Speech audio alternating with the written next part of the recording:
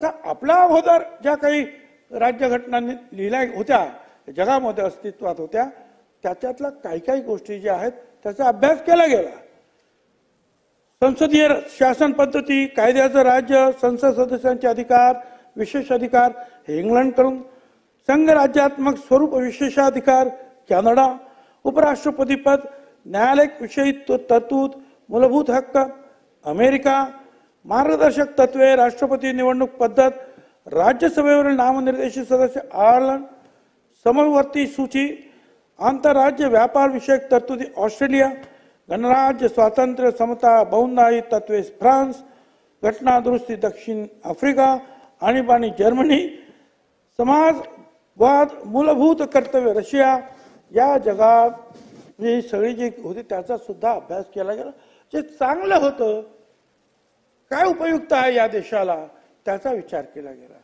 आणि त्याच्यामध्ये मग आणखी स्वतः ते बॅरिस्टर होते, बॅरिट लॉ होते, डॉक्टर ऑफ सायन्स सुद्धा होते. ते डॉक्टर शरीराच्या आजाराचे नव्हते.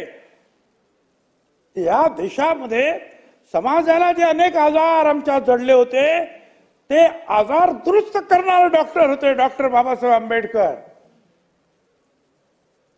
ते कदाचित इंजेक्शन देणारे, ऑपरेशन करणारे डॉक्टर नव्हते. सर्व समाजाचं जे आहे आजारपण कसं घालवायचं याच्यावर विचार करणारे ते डॉक्टर होते, अध्यक्ष होते. मध्ये मध्ये अशी सुद्धा चर्चा होते की आपण अमेरिकन पद्धती घ्यायची का, राज्य पद्धती, फेडरल, युनिटरी. हे युनिटरी मध्ये जे आहे अध्यक्ष जो आहे तो सचिव नेमतो आणि सचिव जे आहेत ते वेगवेगळ्या खात्याचे मंत्री होतात. पण ते सचिव जे आहेत ते पार्लमेंटला काही जबाबदार नसतात.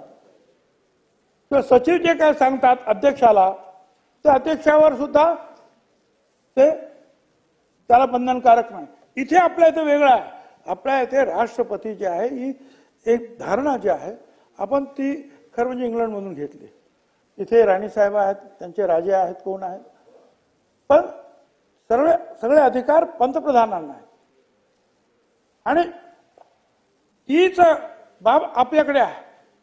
आणि आपल्याकडे पंतप्रधान आणि मंत्रिमंडळ जे राष्ट्रपतीला सांगतील ते राष्ट्रपतीने स्वीकारायचं आहे.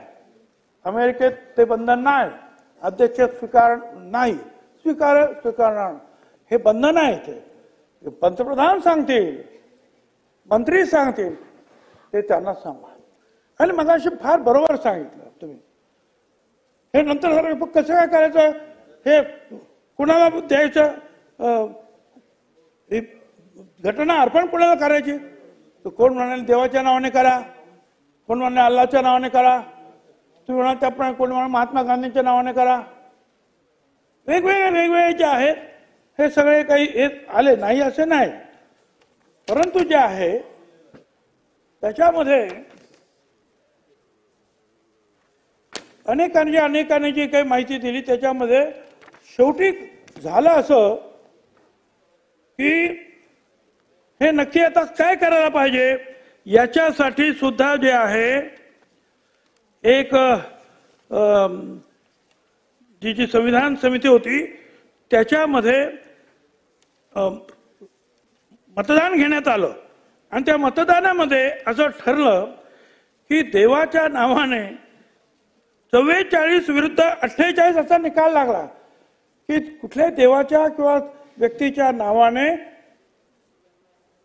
ही घटना अर्पण करायची नाही. निवडणूक केली बाबासाहेब आंबेडकरांनी आणि 48 लोकांनी सांगितलं की नाही म्हणून. असा हा निकाल सगळा लागला. आणि त्यावेळेला तर असं होतं, एक कोणतरी जरगे म्हणून काहीतरी एक महाराज होते, ते तर म्हणाले बाबा की हे जे आहे का महाराजांनी लिहिलेलं आहे काय, हे सगळं फेकूनच देतील लोक काय. पण तसं नाही झालं. संविधान सुधारणा जिरगे शास्त्री महाराज हे महाराजांनी लिहिलं, लोक फेकून देतील, तसं झालं नाही. भारताच्या प्रत्येक नागरिकांनी मनापासून या संविधानाचा स्वीकार केला. अध्यक्ष महोदय आणि म्हणूनच जे आहे ज्या वेळेला सगळ्यांनी ठरवलं की जसं मगाशी सांगितलं इंग्लंडची जी आहे राज्यघटना ती राणीला अर्पण केली तिच्या नावाने, कोणी कुठे पाकिस्तान अल्लाच्या नावाने, पण ही आपणच आपल्याला अर्पण केलेली आहे, आपली घटना आपणच अर्पण केली. हे जगातलं एकमेव उदाहरण आहे अध्यक्ष महोदय. हे अशा प्रकारची घटना की आम्ही बनवतो आणि आम्हाला अर्पण करतो. अध्यक्ष महोदय, तर ह्या अशा प्रकारे जे आहे ह्या काही किस्से सुद्धा आहे सगळे बनवताना. आंबेडकरांना संविधान निर्मिती प्रमुख केलं, पण सुरुवातीला काही लोकांचा विश्वास नव्हता की हे काम पूर्ण करतील. मात्र आपल्या ज्ञानाने त्यांचं शिक्षण आपण जर सांगायला गेलो तर फार वेळ लागेल अध्यक्ष महोदय. एवढ्या त्यांच्या डिग्र्या BA ऑनर्स अगोदर मुंबईला एल्फिन्स्टन मध्ये, MA कोलंबिया अर्थशास्त्र, PhD कोलंबिया अर्थशास्त्र, MSc London school of economics, doctor of science London school of economics अर्थशास्त्र, भारतला लंडन ग्रॅज्युएट लंडन. किती त्यांच्याकडे विद्वत्ता एवढी होती, अभ्यास एवढा होता की त्यांनी ते काम पूर्ण केलं. राष्ट्रभाषेवरून सुद्धा वाद झाला. भारताची राष्ट्रभाषा कुठची पाहिजे, मोठा वाद झाला. हिंदी आणि इंग्रजी यांच्यामध्ये स्पर्धा होती. दक्षिण भारतातील अनेक नेत्यांनी हिंदीला विरोध केला, तो आजही करतायत. अध्यक्ष महोदय, अखेरीस तोडगा म्हणून हिंदी आणि इंग्रजी ह्या दोन्ही भाषा कारभाराच्या अधिकृत भाषा ठरवण्यात आल्या. या संविधानाचे शेवटचे स्वाक्षरीकर्ते फिरोज गांधी होते. हा संविधान लिहिण्यासाठी म्हैसूरच्या शाही कागदाचा वापर केला गेला. तो कागद म्हैसूर मधील खास प्रकारचा टिकाऊ आणि देखणा होता. हस्तलिखित आणि सुंदर कलाकृती युक्त असं हे संविधान होतं. मूळ प्रत हाताने लिहिण्यात आली आणि अशी लिहिली कि तुम्हारे हर तकलीफ हो का एक मुकम्मल जवाब हूं मैं. सगळ्या प्रश्नाचा मुकम्मल जवाब हूं मैं. कभी वक्त मिले तो पढ़ना मुझे भारत का संविधान हूं मैं. सगळ्या प्रश्नाचं जे आहे उत्तर याच्यात आहे. सर्वसमावेशता, सगळ्यांना समान अधिकार, महिला पुरुष, तुम्ही मगाशी सांगितलं, लोकशाही, धर्मनिरपेक्षता, संघराज्य पद्धती, वेगवेगळ्या राज्यांना त्यांचे अधिकार दिलेले आहेत. काही केंद्राचे अधिकार, काही राज्याचे अधिकार, काही इन कंकरन्स दोघांचे अधिकार. मूलभूत हक्क आणि कर्तव्य दिलेले आहे. हक्क दिलं, कर्तव्य सुद्धा पाळण्याची जबाबदारी तुमच्यावर टाकणार आहे. संशोधनशीलता, संविधानात त्यांनी एक सांगितलं की प्रवाही आहे, प्रवाही आहे. त्याच्यामध्ये जसं पुढे वर्ष जातील तसं कदाचित गरजेनुसार त्याच्यात बदल करावा लागेल आणि तो आतापर्यंत केला सुद्धा गेला. अध्यक्ष महोदय, संविधानाने मूलभूत अधिकार दिले आपल्याला. समानतेचा अधिकार दिला, स्वातंत्र्याचा, शोषणाविरुद्धचा अधिकार, धार्मिक स्वातंत्र्याचा अधिकार, सांस्कृतिक शैक्षणिक अधिकार, घटनात्मक उपायांचा अधिकार. अध्यक्ष महोदय, याच्यामध्ये जे आहे अनेक वेळा जे आहे हे जे काही आरक्षण दिलं गेलं ना, तर लोकांनी सांगितलं की या बाबासाहेब आंबेडकरांनी जातीवाद वाढवला.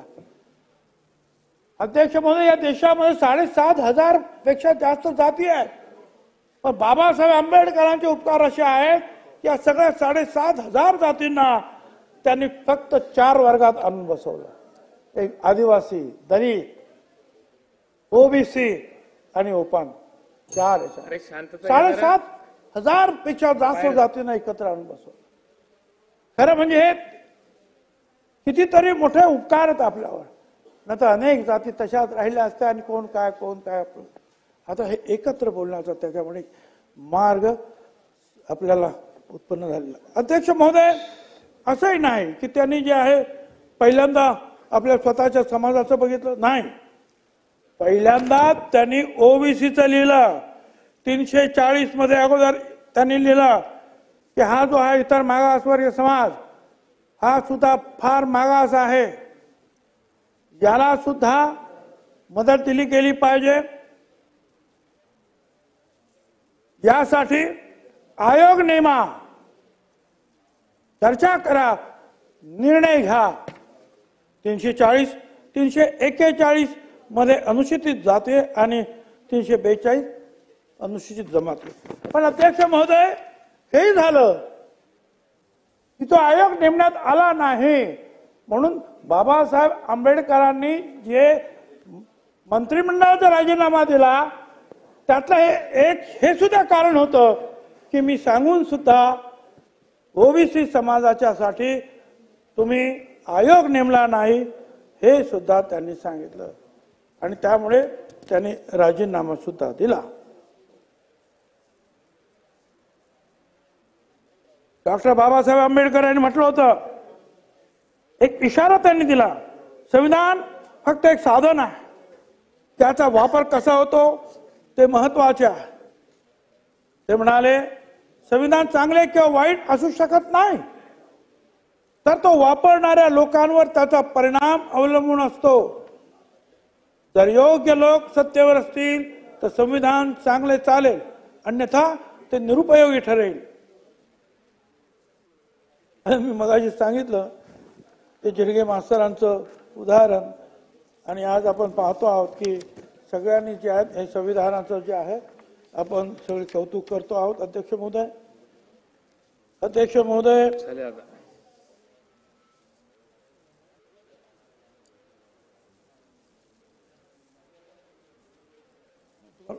बसायला सांगू थोडं झाले।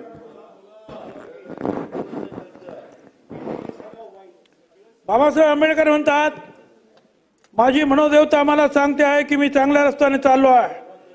जोपर्यंत मला स्वार्थी आरोपाची मुळीच पर्वा वाटत नाही, मी राष्ट्रद्रोही आहे, मी देशद्रोही आहे असे लोक जे म्हणतायत ते भविष्य काळात याच्या उलट माझ्या कामकाजाविषयी बोलणार आहेत, आणि हे खरं ठरलं। आज आपण सगळे त्याच्याबद्दल त्यांनी लिहिलेल्या एक एक वाक्याबद्दल, एक एक शब्दाबद्दल आपण चर्चा करतो। अध्यक्ष महोदय, डॉक्टर आंबेडकरांनी लोकांच्या सामाजिक आर्थिक जीवनात रक्ताचा थेंबही न सांडता क्रांतिकारी परिवर्तने आणता येतील असे शासनाचे स्वरूप किंवा प्रणाली, अशी लोकशाहीची व्याख्या केली। लोकशाहीची व्याख्या काय? लोकांच्या सामाजिक आर्थिक जीवनात रक्ताचा थेंबही न सांडता क्रांतिकारी परिवर्तने आणता येतील असे शासनाचे स्वरूप किंवा प्रणाली ही लोकशाही। अध्यक्ष महोदय,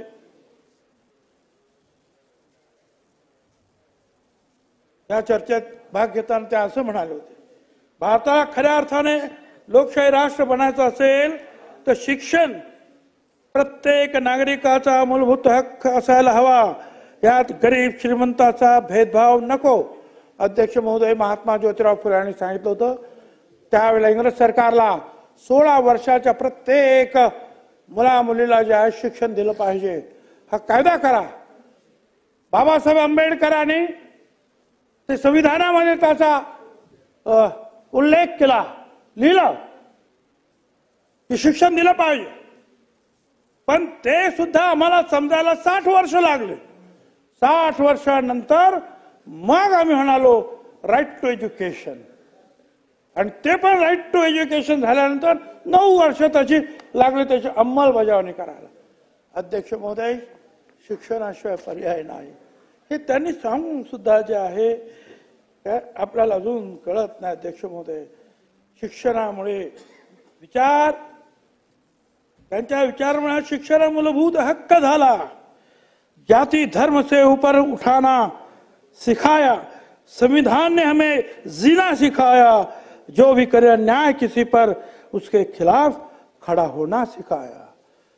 जो जो अन्याय करील त्याच्या, एकदा काय झालं अध्यक्ष महोदय, एक अलीकडे आळय झाला एक दलित समाजाचा, आणि तो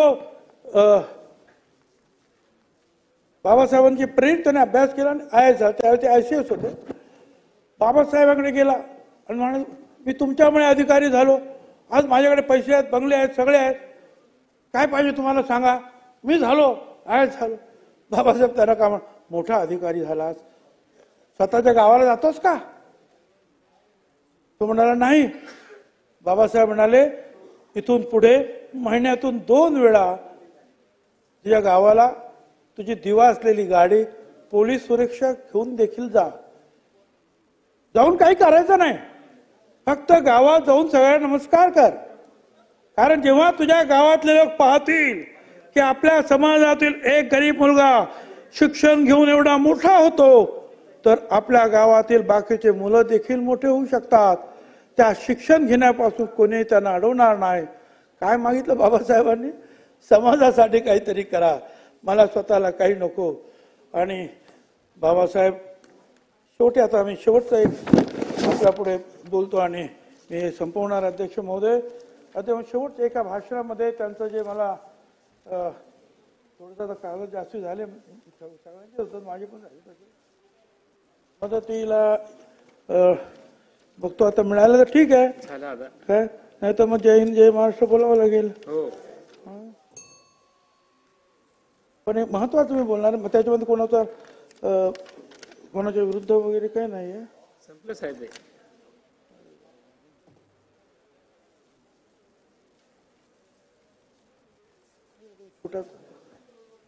थोडस इंग्रजीमध्ये आहे, मी थोडस नंतर मी मराठी त्याच्या बोलतो.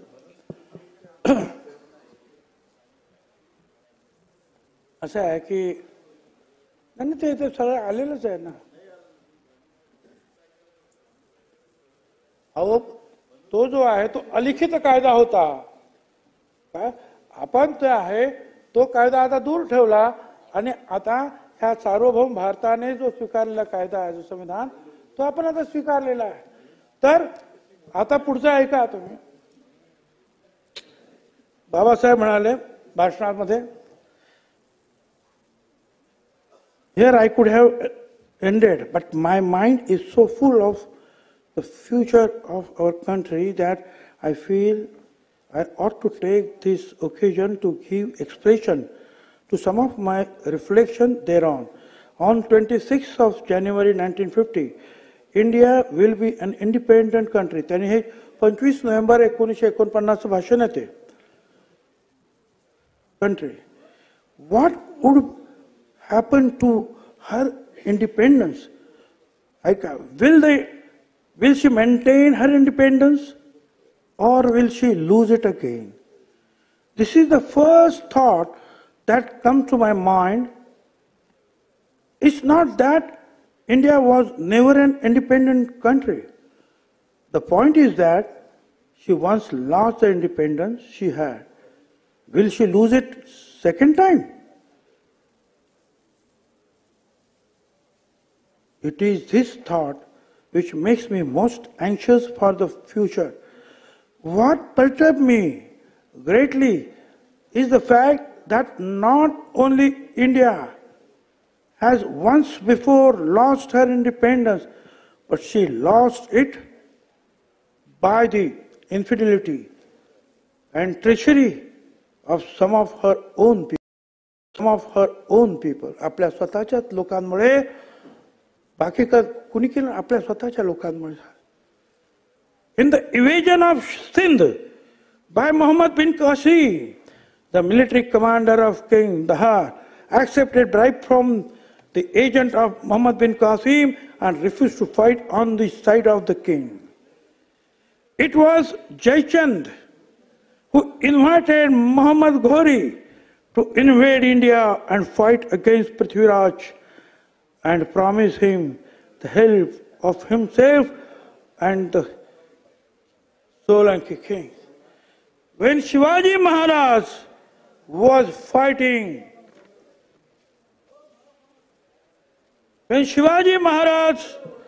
fighting for the liberation of Hindus, the other Marathas, noblemen and the Rajput kings were fighting the battle on the side of Mughal emperor.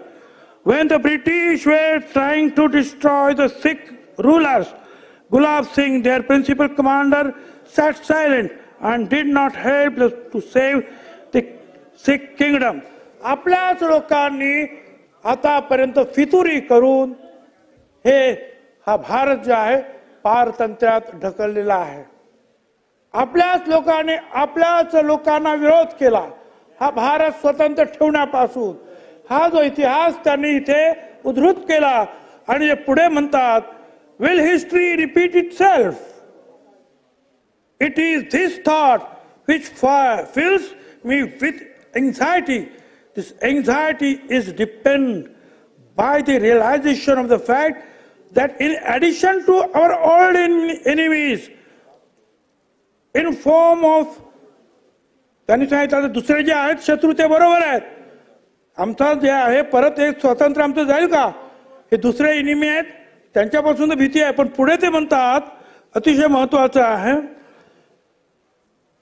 but in the form of caste and creed we are going to have many political parties with diverse and opposing political creeds. Will Indians place the country above their creed, or will they place creed above the country? I do not know. But this much is certain, that if the parties place creed above the country, our independence will be put in jeopardy, and second time, and probably will last forever. This eventually we must all resolutely guard against. We must be determined to defend our independence with the last drop of our blood. अध्यक्ष महोदय, त्यांनी एवढंच सांगितलं की दुसरे आमचे शत्रू होतेच, पण आता भीती अशी वाटते आमच्या ज्या धर्म जाती याच्यावरून जे पक्ष निर्माण होतात, जर धर्म आणि जाती यांना देशावरून पेक्षा आपण जर मोठं मानलं तर परत एकदा हा देश पारतंत्र्यात जाईल आणि तो कायमचा जाईल, परत स्वतंत्र होणार नाही. आणि जर त्यांनी जर देशाला मोठं ठेवलं तर मात्र या स्वातंत्र्याला अजिबात धक्का नाही. हेच तर या संविधानाचं मूलतत्व आहे. धन्यवाद. रोहित दादा. अध्यक्ष महोदय,